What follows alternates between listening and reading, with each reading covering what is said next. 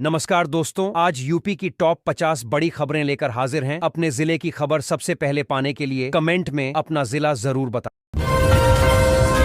शिक्षकों को कैशलेस इलाज की सुविधा देने और विस्थापित बंगाली हिंदुओं के पुनर्वास को मंजूरी देने समेत कई अहम फैसले लिए गए हैं। सरकार के अनुसार इससे शिक्षकों को बेहतर स्वास्थ्य सुविधा मिलेगी और विस्थापित परिवारों को स्थायी राहत मिलेगी। इन फैसलों को सामाजिक सुरक्षा और कल्याण की दिशा में बड़ा कदम माना जा रहा है, जिससे हजारों लोगों को सीधा लाभ मिलेगा। पूर्व IAS अधिकारी अलंकार अग्निहोत्री ने राजनीति में नई पार्टी बनाने को लेकर बड़ा बयान दिया है। उन्होंने कहा कि मौजूदा सत्ता व्यवस्था में केवल चाटुकारिता और स्वार्थ की राजनीति हावी है। इसी कारण जनता के मुद्दे पीछे छूट रहे हैं। उन्होंने संकेत दिए कि वैकल्पिक राजनीति के लिए नया मंच तैयार किया जा सकता है, जो ईमानदारी और विचारधारा पर आधारित होगा। UGC के नए नियमों को लेकर समाजवादी पार्टी अध्यक्ष अखिलेश यादव ने प्रतिक्रिया दी है। उन्होंने कहा कि किसी भी वर्ग के साथ उत्पीड़न और नाइंसाफी नहीं होनी चाहिए। अखिलेश यादव ने शिक्षा में समान अवसर और सामाजिक न्याय पर जोर देते हुए सरकार से नियमों पर पुनर्विचार करने की मांग की है, ताकि छात्रों और शिक्षकों के हित सुरक्षित रह सके। बरेली में अलंकार अग्निहोत्री के खिलाफ भीम आर्मी ने जोरदार प्रदर्शन किया। संगठन ने उनकी बर्खास्तगी की मांग के साथ संपत्ति की जांच कराने की मांग उठाई। प्रदर्शनकारियों का आरोप है कि अधिकारी की भूमिका विवादित रही है। मौके पर पुलिस बल तैनात रहा। प्रदर्शन के चलते इलाके में तनावपूर्ण माहौल बना रहा और प्रशासन ने स्थिति पर नजर बनाए रखी। अभिषेक गुप्ता हत्याकांड में पूर्व महामंडलेश्वर पूजा शकुन की मुश्किलें और बढ़ गई हैं। गैंगस्टर एक्ट के तहत दाखिल उनकी जमानत अर्जी कोर्ट ने खारिज कर दी है। जांच एजेंसियों का कहना है कि मामले में गंभीर साक्ष्य मौजूद हैं। जमानत खारिज होने से आरोपी पक्ष को बड़ा झटका लगा है और कानूनी लड़ाई लंबी खींच सकती है।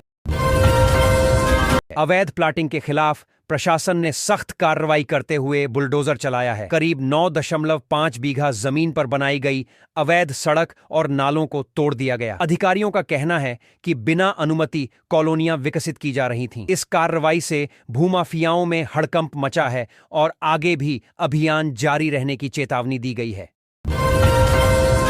यूपी के करीब 15 लाख शिक्षक और शिक्षणेतर कर्मचारी अब निजी अस्पतालों में भी कैशलेस इलाज करा सकेंगे। सरकार ने इस योजना को लागू करने की प्रक्रिया स्पष्ट कर दी है। पात्र कर्मियों को तय पैनल अस्पतालों में इलाज की सुविधा मिलेगी। इससे कर्मचारियों को आर्थिक राहत मिलेगी और बेहतर स्वास्थ्य सेवाओं तक आसान पहुंच सुनिश्चित होगी।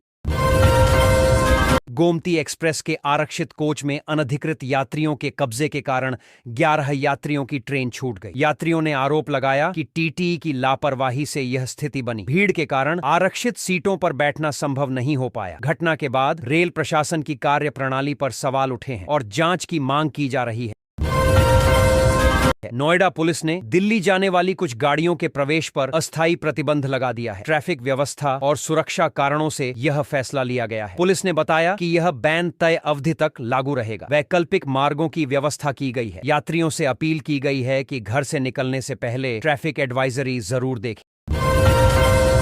सीएम योगी आदित्यनाथ के एक बयान से शंकराचार्य स्वामी अविमुक्तेश्वरानंद काफी प्रसन्न नजर आए। उन्होंने कहा कि मुख्यमंत्री सही बात कह रहे हैं और सनातन मूल्यों की रक्षा जरूरी है। शंकराचार्य ने योगी के बयान की सराहना करते हुए इसे संत समाज के सम्मान से जुड़ा बताया। इस बयान से धार्मिक और राजनीतिक हलकों में चर्चा तेज हो गई है। शंकराचार्य विवाद के बीच सीएम योगी आदित्यनाथ का पहला बयान सामने आया है। उन्होंने कहा कि संत का स्वाभिमान ही उसका राष्ट्र होता है। योगी के इस बयान को संत समाज के समर्थन के रूप में देखा जा रहा है। उन्होंने स्पष्ट किया कि संतों के सम्मान से कोई समझौता नहीं किया जा सकता। बयान के बाद सियासी बहस और तेज हो गई है। डिप्टी सीएम ब्रजेश पाठक ने समाजवादी पार्टी पर तीखा हमला बोला है। उन्होंने कहा कि मुसलमान अगर साथ छोड़ दें तो सपा 2% की पार्टी रह जाएगी। इस बयान से राजनीतिक माहौल गर्मा गया है। विपक्ष ने इसे समाज को बांटने वाला बयान बताया है। बयान के बाद सियासी बयानबाजी तेज हो गई है। स्वामी अविमुक्तेश्वरानंद विवाद को लेकर अखिलेश यादव ने एक बार फिर बीजेपी को घेरा है। उन्होंने कहा कि सरकार संतों के सम्मान की बात करती है, लेकिन व्यवहार में ऐसा नहीं दिखता। इस मुद्दे पर चाचा शिवपाल यादव ने भी सवाल उठाए हैं। दोनों नेताओं के बयानों से यह विवाद और गहरा गया है और सियासी टकराव बढ़ता नजर आ रहा है। है। मुरादाबाद में प्रेम प्रसंग को लेकर दिल दहला देने वाली घटना सामने आई है। युवती के भाइयों ने परिवार की इज्जत के नाम पर अपनी ही बहन की हत्या कर दी। इतना ही नहीं, उन्होंने बहन के प्रेमी को भी मौत के घाट उतार दिया। दोहरे हत्याकांड से इलाके में सनसनी फैल गई है। पुलिस ने आरोपियों को हिरासत में लेकर जांच शुरू कर दी है। उत्तर प्रदेश में शिक्षकों और शिक्षा मित्रों को कैशलेस इलाज की सुविधा देने की तैयारी है। वहीं मेरठ में बांग्लादेश से आए विस्थापित हिंदुओं को बसाने की योजना पर भी काम चल रहा है। इन अहम प्रस्तावों को लेकर 12 फरवरी को बजट पेश किया जाएगा। सरकार का दावा है कि इससे शिक्षा कर्मियों को राहत और विस्थापितों को नया जीवन मिलेगा। योगी कैबिनेट ने स्वर्गीय अजित पवार को श्रद्धांजलि अर्पित की है। कैबिनेट बैठक में 2 मिनट का मौन रखकर दिवंगत नेता को याद किया गया। मुख्यमंत्री योगी आदित्यनाथ ने उनके योगदान को याद करते हुए शोक संतप्त परिवार के प्रति संवेदना व्यक्त की। श्रद्धांजलि के दौरान मंत्रियों ने उनके राजनीतिक और सामाजिक जीवन को भी स्मरण किया। योगी सरकार शिक्षकों और शिक्षा कर्मियों के कैशलेस इलाज पर 358.61 करोड़ रुपए खर्च करेगी। इस राशि से सरकारी और निजी सूचीबद्ध अस्पतालों में मुफ्त इलाज की सुविधा दी जाएगी। सरकार का कहना है कि इससे कर्मचारियों पर इलाज का आर्थिक बोझ कम होगा। योजना को चरणबद्ध तरीके से लागू किया जाएगा, जिससे लाखों शिक्षक और कर्मी लाभान्वित होंगे। माध्यमिक शिक्षा विभाग के शिक्षक अब निजी अस्पतालों में भी कैशलेस इलाज करा सकेंगे। इसके लिए सरकार ने पैनल अस्पतालों की सूची तैयार की है। गंभीर बीमारियों से लेकर सामान्य इलाज तक की सुविधा योजना में शामिल होगी। विभागीय अधिकारियों के अनुसार इससे शिक्षकों को बेहतर स्वास्थ्य सेवाएं मिलेंगी और इलाज में होने वाली देरी की समस्या खत्म होगी। बारामती में अजीत पवार का अंतिम सफर भावुक माहौल में संपन्न हुआ। यही वह भूमि है जहां से उन्होंने अपने राजनीतिक करियर को आकार दिया था। अंतिम यात्रा में बड़ी संख्या में समर्थक और नेता शामिल हुए। लोगों ने नम आंखों से अपने नेता को विदाई दी। बारामती में शोक की लहर है और पूरे क्षेत्र में गमगीन माहौल बना हुआ है। उत्तर प्रदेश दिवस 2026 को राज्य की विकास यात्रा, संस्कृति और खानपान के भव्य जनोत्सव के रूप में मनाया जाएगा। कार्यक्रम में यूपी की लोक कला, परंपरा और स्वाद को खास तौर पर प्रदर्शित किया जाएगा। सरकार का उद्देश्य प्रदेश की पहचान को राष्ट्रीय और अंतर्राष्ट्रीय स्तर पर मजबूत करना है। इसके लिए कई जिलों में विशेष आयोजन किए जाएंगे।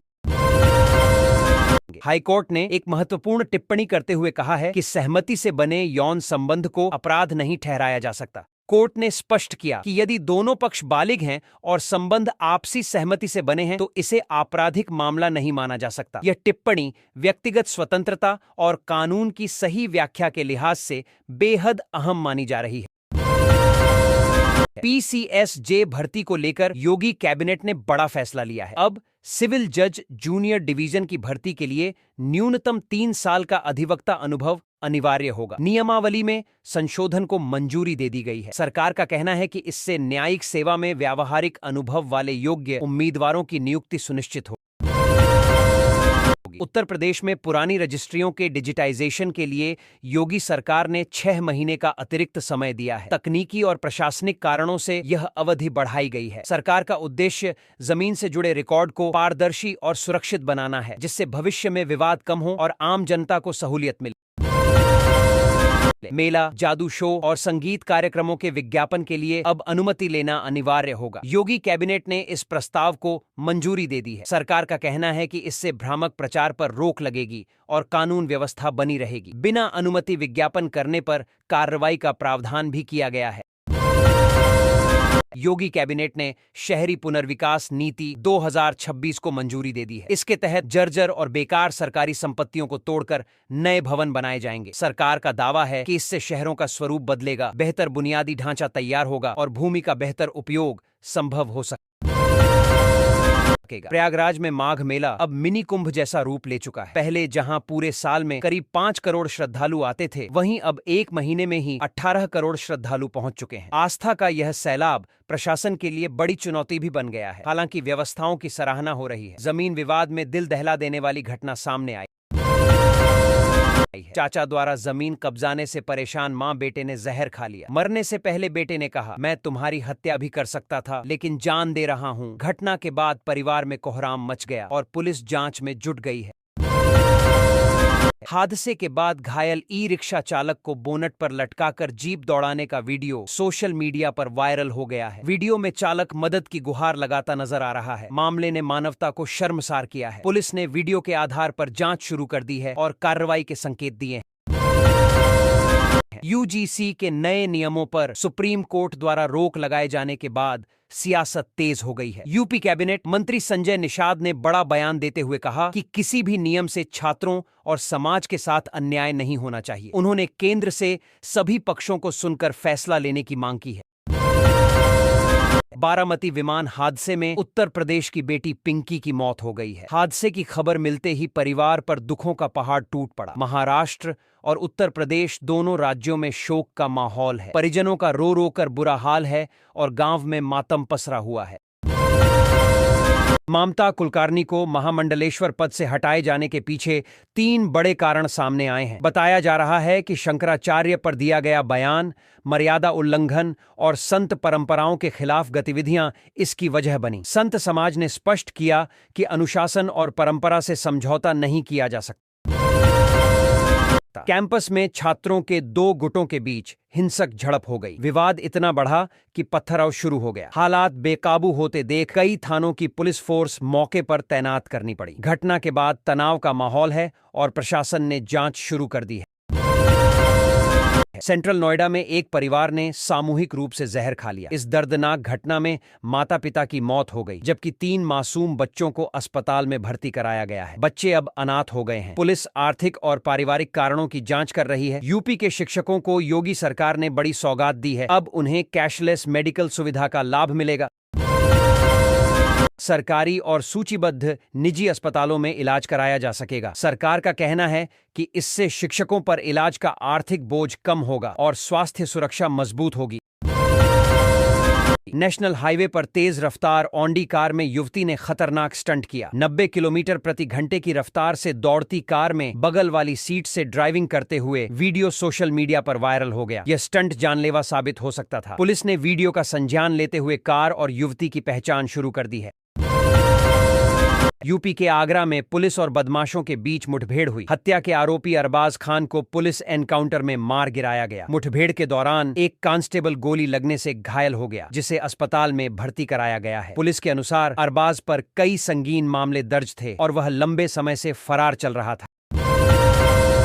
अंजुम ने हिजाब छोड़कर मोनू के साथ शिव मंदिर में 7 फेरे लिए और मांग में सिंदूर भरा। अंतरधार्मिक विवाह की तस्वीरें सोशल मीडिया पर तेजी से वायरल हो रही हैं। दोनों ने बालिग होने और अपनी मर्जी से शादी करने की बात कही है। पुलिस ने मामले को संज्ञान में लेते हुए सुरक्षा के इंतजाम किए। तलाक की खबरों के बीच प्रतीक ने अपर्णा यादव के साथ नई फोटो सोशल मीडिया पर पोस्ट की। तस्वीर के साथ उन्होंने लिखा, ऑल इज गुड, हम चैंपियनों का परिवार हैं। इस पोस्ट को तलाक की अफवाहों पर विराम लगाने के तौर पर देखा जा रहा है। हालांकि सोशल मीडिया पर इस रिश्ते को लेकर चर्चाएं अब भी जारी हैं। तेज बुखार के बाद कई बच्चों के दिव्यांग होने की खबर सामने आई है। 15 से 20 गांवों में दर्जनों बच्चे इस समस्या से जूझ रहे हैं। मामले की गंभीरता को देखते हुए डीएम ने जांच और इलाज के निर्देश दिए हैं। स्वास्थ्य विभाग की टीमें गांवों में भेजी गई हैं और बीमारी के कारणों की गहन जांच की जा रही है। माघ मेले से लौटते वक्त स्वामी अविमुक्तेश्वरानंद ने कहा कि वे भारी मन से जा रहे हैं और न्याय की प्रतीक्षा करेंगे। उनके बयान को हालिया विवाद से जोड़कर देखा जा रहा है। संत समाज में इसे लेकर चर्चा तेज हो गई है। समर्थकों का कहना है कि वे अपने सम्मान और अधिकारों की लड़ाई आगे भी जारी रखेंगे। अयोध्या में डिप्टी जीएसटी कमिश्नर पद से इस्तीफा देने वाले अधिकारी पर फर्जी दिव्यांग प्रमाण पत्र के जरिए नौकरी पाने का आरोप लगा है। मामला सामने आते ही विभाग में हड़कंप मच गया। दस्तावेजों की जांच शुरू कर दी गई है। आरोप सही पाए जाने पर अधिकारी के खिलाफ सख्त कानूनी कार्रवाई की जा सकती है। वृंदावन के बालिका संरक्षण गृह से रात करीब 1:30 बजे 5 लड़कियां कंबल ओढ़कर फरार हो गईं। घटना के बाद प्रशासन में हड़कंप मच गया। पुलिस ने तुरंत सर्च ऑपरेशन चलाया, जिसमें 2 लड़कियों को बरामद कर लिया गया है। बाकी की तलाश जारी है और सुरक्षा व्यवस्था पर सवाल उठ रहे हैं। बाइक लहराकर चलाने से नाराज युवकों ने अनुज की बेरहमी से हत्या कर दी थी। पुलिस जांच में सामने आया कि आरोपियों में 2 सगे भाई भी शामिल हैं। मामले में अब तक 3 आरोपियों को गिरफ्तार किया गया है। शुरुआती जांच में हत्या की वजह सड़क पर हुआ विवाद बताया जा रहा है। उत्तर प्रदेश सरकार की सीएम फेलो योजना से युवाओं को बड़ा लाभ मिलने जा रहा है। योजना से जुड़े युवाओं को भर्ती परीक्षाओं में आयु सीमा में छूट दी जाएगी। सरकार का कहना है कि इससे युवाओं को प्रशासनिक अनुभव मिलेगा और सरकारी सेवाओं में शामिल होने के बेहतर अवसर मिलेंगे। पढ़ाई छूटने से आहत 12 वर्षीय बच्ची ने फंदा लगाकर आत्महत्या कर ली। भाई के इलाज में पिता पर 2.5 लाख रुपए से ज्यादा का कर्ज हो गया था, जिससे परिवार आर्थिक संकट में था। बच्ची पढ़ाई दोबारा शुरू न कर पाने से मानसिक तनाव में थी। घटना ने पूरे इलाके को झकझोर दिया। व्हाट्सएप पर आई वीडियो कॉल रिसीव करते ही युवक की स्क्रीन पर नग्न युवती दिखाई दी। इसके बाद युवक को वीडियो रिकॉर्ड कर ब्लैकमेल किया जाने लगा। यह मामला साइबर ठगी से जुड़ा बताया जा रहा है। पीड़ित की शिकायत पर पुलिस ने केस दर्ज कर जांच शुरू कर दी है और लोगों को सतर्क रहने की सलाह दी है। राजधानी एक्सप्रेस में बम होने की झूठी सूचना देने वाला व्यक्ति दिल्ली पुलिस का सिपाही निकला। सूचना मिलते ही रेलवे और सुरक्षा एजेंसियों में हड़कंप मच गया और ट्रेन की गहन जांच की गई। बाद में सूचना फर्जी पाई गई। जांच के बाद सिपाही को गिरफ्तार कर लिया गया है और उसके खिलाफ सख्त कानूनी कार्रवाई की जा रही है। 8वीं और इंटर पास युवकों के लिए यूपी रोडवेज में नौकरी का मौका सामने आया है। विभाग ने विभिन्न पदों पर भर्ती प्रक्रिया शुरू की है। इच्छुक उम्मीदवार आधिकारिक वेबसाइट के माध्यम से आवेदन कर सकते हैं। चयन प्रक्रिया में लिखित परीक्षा और दस्तावेज सत्यापन शामिल होगा। यह भर्ती युवाओं को सरकारी क्षेत्र में रोजगार का अच्छा अवसर देगी।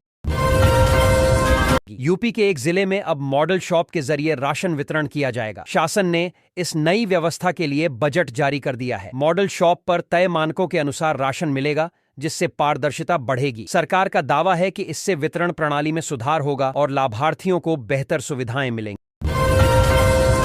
यूपी में डीएम की जांच के दौरान सामने आया कि कुछ सरकारी स्कूलों के बच्चे अंग्रेजी ठीक से नहीं पढ़ पा रहे हैं। इसे गंभीर लापरवाही मानते हुए 5 शिक्षकों के वेतन रोकने के निर्देश दिए गए हैं। प्रशासन ने शिक्षण गुणवत्ता सुधारने पर जोर दिया है और स्कूलों की नियमित मॉनिटरिंग करने की बात कही है। INDIA गठबंधन के लिए यह साल परीक्षा का माना जा रहा है। आने वाले चुनावों और राजनीतिक फैसलों का राष्ट्रीय राजनीति पर दूरगामी असर पड़ेगा। गठबंधन की एकजुटता, रणनीति और नेतृत्व क्षमता की कसौटी इसी वर्ष होगी। राजनीतिक विश्लेषकों का मानना है कि इसके नतीजे भविष्य की सियासत की दिशा तय करेंगे। शिक्षक भर्ती को लेकर अभ्यर्थी 2 फरवरी से लखनऊ में धरना शुरू करेंगे। विधानसभा घेराव की चेतावनी दी गई है। आंदोलन में अभ्यर्थियों के परिजन भी शामिल होंगे। उम्मीदवारों का आरोप है कि भर्ती प्रक्रिया में लगातार देरी हो रही है और सरकार जल्द नियुक्ति प्रक्रिया पूरी करे। तुरंत निर्णय।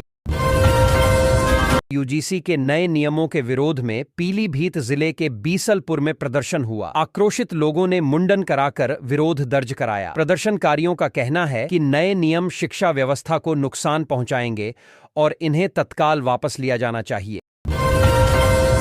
सरकार इस पर पुनर्विचार करे, जल्द फैसला ले। अब प्रतीक ने अपर्णा यादव के साथ सोशल मीडिया पर तस्वीर साझा की है। तस्वीर के साथ उन्होंने लिखा ऑल इज गुड। इससे पहले प्रतीक ने तलाक को लेकर पोस्ट किया था, जिसके बाद उनके रिश्ते को लेकर चर्चाएं तेज